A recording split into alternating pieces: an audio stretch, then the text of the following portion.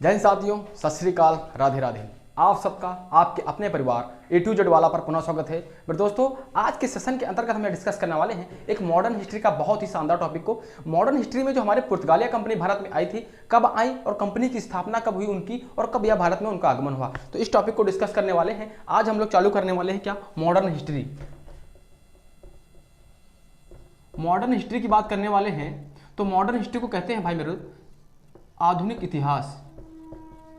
आधुनिक इतिहास की बात करने वाला हूं मैं। तो आधुनिक इतिहास में मेरे दोस्तों, आधुनिक इतिहास में याद रखिएगा क्या होता है, इसका जो टाइम पीरियड होता है 1757 से लेकर 1947 तक होता है।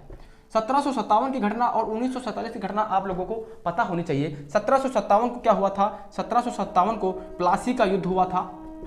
प्लासी का युद्ध हुआ था और 1947 को भारत आज़ाद हुआ था। भारत आज़ाद हुआ था, ठीक है। ये घटनाएं आपको पता होनी चाहिए। भारत आज़ाद हुआ था, ठीक है। थोड़ा राइटिंग मेरी गड़बड़ है, आप समझ जाना, मैं जो बोल रहा हूँ उसको ध्यान दें। तो 1757 को प्लासी का युद्ध हुआ था और 1947 को हमारा भारत आज़ाद हुआ था। इसी टाइम पीरियड को क्या कहते हैं, मॉडर्न हिस्ट्री कहते हैं। मॉडर्न हिस्ट्री को जो है हम दो पार्टों में डिवाइड करने वाले हैं, या दो पार्टों में पढ़ने वाले हैं। सबसे पहले मैं पढ़ने वाला हूँ 1757 से लेकर 1885 तक। 1757 से लेकर 1885 पढ़ेंगे। हमारे यहाँ हमारे देश में जो है विदेशी लोग आते हैं और कुछ ना कुछ करके जाते हैं, कुछ दे जाते हैं। जैसे कि प्रेस की स्थापना कर गए और कुछ ना कुछ दे गए, तंबाकू की खेती वगैरह करना सिखा गए, तो ये कुछ ना कुछ दे जाते हैं। और 1885 से लेकर 1947 तक ये पढ़ेंगे कि हमारे भारत में जो क्रांतिकारी थे उन्होंने महत्वपूर्ण भूमिका निभाई हमारे देश को आज़ाद कराने के लिए। तो यहाँ पर इस टॉपिक को डिस्कस करने वाले हैं। यहाँ से एक पॉइंट और बनना है, जो 1885 लिखा है तो 1885 की आपको घटना याद होगी। 1885 को कांग्रेस की स्थापना होती है।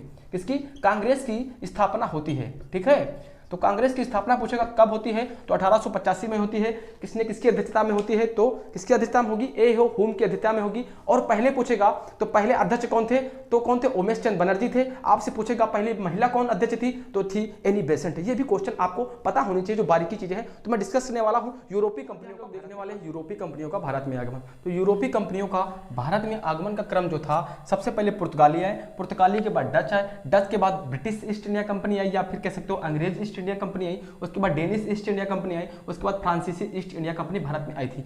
तो जो पुर्तगाली थे इनका कुछ टाइम पीरियड रहा होगा ना भारत में आने का।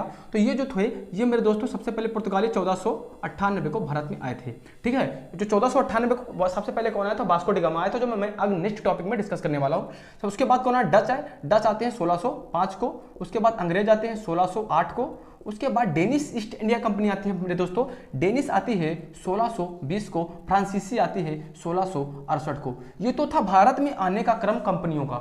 उसके बाद कंपनियों की स्थापना, जो ये यूरोप में इनकी स्थापना कब हुई थी, उसका क्रम दूसरा है। तो कंफ्यूजन होती है, याद रख लेना कि यूरोपीय कंपनियों का भारत में क्रम ये होगा और यूरोपीय कंपनियों की स्थापना का क्रम ये होगा। तो स्थापना का क्रम क्या था, जो पुर्तगाली थे 1498 को ही इनकी कंपनी की स्थापना होती है और 1498 को ये भारत में आ जाते हैं। उसके बाद अंग्रेजी ईस्ट इंडिया कंपनी, तो या ब्रिटिश ईस्ट इंडिया कंपनी की बात करूं तो ब्रिटिश ईस्ट इंडिया कंपनी जो भारत में 1608 को आती है और इसकी स्थापना 1600 को हो जाती है। आगे मैं बात करूं डच ईस्ट इंडिया कंपनी, तो डच ईस्ट इंडिया कंपनी की जो है स्थापना ये भारत में आते हैं 1605 को, जो इनकी स्थापना होती है 1602 को होती है। उसके बाद डेनिश आते हैं, डेनिश की स्थापना 1616 को होती है। उसके बाद फ्रांसीसी आते हैं, फ्रांसीसी कंपनी की स्थापना जो है ये होती है 1664 को। तो ये एक बार फिर से याद रखिए, मैं बता रहा हूं यूरोपीय कंपनियों को भारत में आने का क्रम और है और यूरोपीय कंपनियों की स्थापना का क्रम और है। सबसे पहले आप क्या याद रखोगे, पुर्तगाली कंपनी आई, उसके बाद डच आई, डच के बाद ब्रिटिश ईस्ट इंडिया कंपनी आई, ब्रिटिश के बाद डेनिश कंपनी आई, डेनिश के बाद फ्रांसीसी कंपनी आई। ये तो हो गया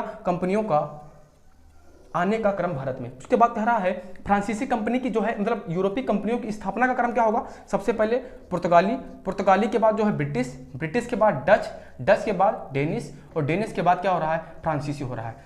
तो यहाँ पर थोड़ा बदलाव किया गया है। थोड़ा बदलाव ये किया गया है कि जो ये ब्रिटिश ईस्ट इंडिया कंपनी है और डच ईस्ट इंडिया कंपनी, इसमें थोड़ा बदलाव किया जा रहा है। बाकी आपको याद रखना है, मैं नेक्स्ट टॉपिक में डिस्कस करने वाला हूँ कि जो ये जो यूरोपीय कंपनियाँ थी इनका भारत में आने का कारण क्या था। तो याद रखिए, जो यूरोपीय कंपनियाँ थी ये भारत में जो है मसाले के व्यापार के लिए आई थी, मतलब मसाले के व्यापार के लिए आई थी।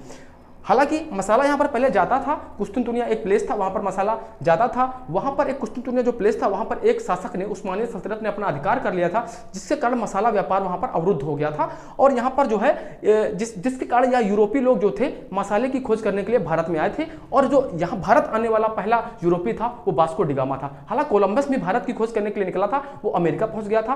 कुक जो भी वो भी था एक मसाले की खोज के लिए निकला था, उसने ऑस्ट्रेलिया की खोज कर डाली थी। तो ये एक मेन टॉपिक था जो कि भारत में मसाले की खोज के लिए आ रहे थे और धीरे धीरे किसी मतलब नई नई कंट्री का निर्माण करते चले गए या खोज करते चले गए। तो मेरे दोस्तों मैं फिर बता रहा हूं, पुर्तगाली ईस्ट इंडिया कंपनी भारत में कब आई? तो पुर्तगाली ईस्ट इंडिया कंपनी भारत में 1498 को आई। उसके बाद कौन आती है? पुर्तगाली के बाद डच आती है। डच कब आती है? 1605 को आती है। उसके बाद ब्रिटिश ईस्ट इंडिया कंपनी आती है। ब्रिटिश ईस्ट इंडिया कंपनी जो है 1608 को आती है। ब्रिटिश के बाद कौन आता है? ब्रिटिश के बाद मेरे दोस्तों डेनिश ईस्ट इंडिया कंपनी आती है। Danish east India company Bharat में कब आती है? तो यह 1620 को आती है। उसके बाद आती है फ्रांसीसी ईस्ट इंडिया कंपनी। फ्रांसीसी ईस्ट इंडिया कंपनी कब आती है? 1668 को आती है। उसके बाद भारत में ये कंपनियों का ये था मतलब यूरोपीय कंपनियों को भारत में आने का क्रम, इनकी स्थापना का क्रम पूछा होगा। सबसे पहले पुर्तगाली ईस्ट इंडिया कंपनी की स्थापना हुई थी, कब हुई थी? 1698 को हुई थी, 1498 को हुई थी और 1498 को ये भारत में आ गए थे। उसके बाद जो है ब्रिटिश ईस्ट इंडिया कंपनी की स्थापना हुई थी। तो ब्रिटिश ईस्ट इंडिया कंपनी की स्थापना मेरे दोस्तों 1600 को हुई थी और ये भारत में कब आए थे? तो ये 1608 को भारत में आए थे। उसके बाद डच ईस्ट इंडिया कंपनी की स्थापना होती है। तो डच ईस्ट इंडिया कंपनी की स्थापना कब होती है?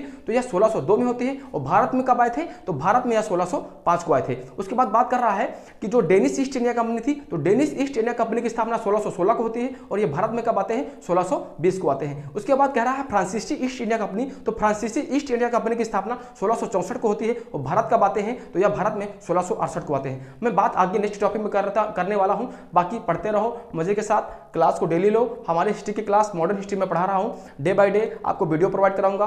बाकी जो लाइफ में जो है संघर्ष तो बहुत है, ना संघर्ष ना तकलीफ, तो फिर क्या खास मजा है जीने में। बड़े बड़े तूफान टल जाते हैं जब आग लगी हो सीने में। तो फटाफट एक बार सेशन को लाइक करें। अगर आपको वीडियो अच्छा लगा हो तो वीडियो को ज़्यादा से ज़्यादा शेयर करें। मिलते हैं नेक्स्ट वीडियो में, तब तक के लिए जय हिंद।